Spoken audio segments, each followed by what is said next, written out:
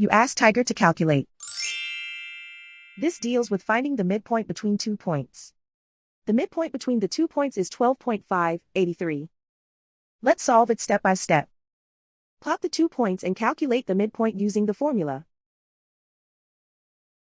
The coordinates of point 1 are, x1 equals -31, y1 equals 93. The coordinates of point 2 are, x2 equals 56, y2 equals 73.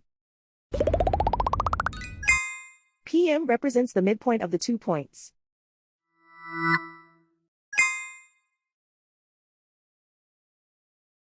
Use the x values in the midpoint formula to find the midpoints x. x1 equals -31. x2 equals 56. Simplify the arithmetic.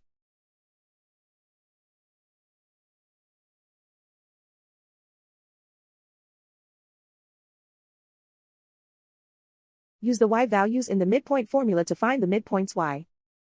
y1 equals 93.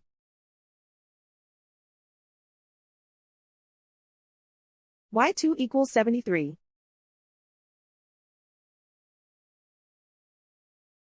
Simplify the arithmetic.